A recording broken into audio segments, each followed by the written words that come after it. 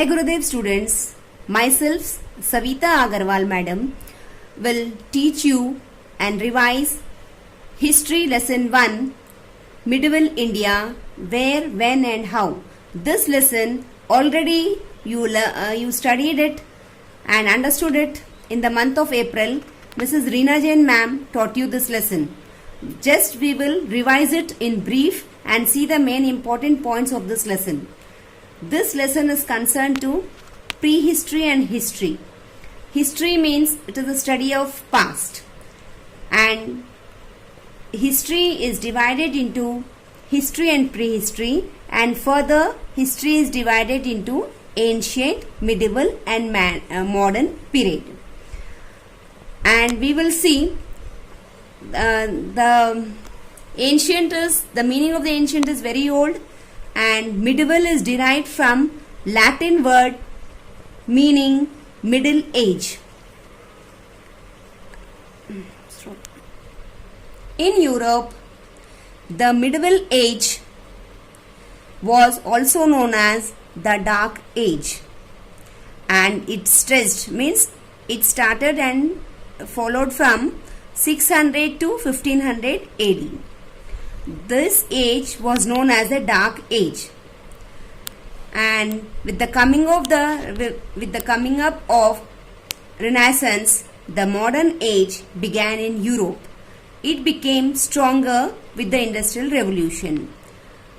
On the other hand, India in the 16th century was still in medieval age. In India, the ancient periods end roughly with the death of Harshavardhana. The Muslim rulers fought among themselves and proved to be one of the most supreme. With this, the British East India Company came to India during that period and took the advantage of the instability of the political situation.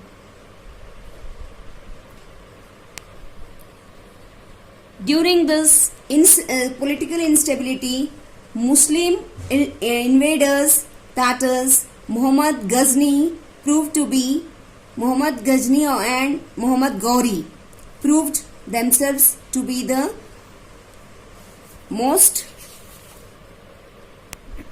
During this political instability, Muhammad Ghazni and Muhammad Ghori actually came to India to loot, that is, to take many things from India, precious things, but seeing the political instability, decided to stay in India. With all of this influenced India politically, socially and culturally to a great extent. Now we will see the effects of geography on history of India. Due to unique geographical position, India always enjoyed a distinct place in the history of the world. We will see how it affects, how history affects, geography affects. That is, the north of India, there are great Himalayas which act as a natural barrier. As we have Himalayas in the north, same way we have Indo-Gangetic plain which makes India rich and prosperous, which attracted invaders towards India.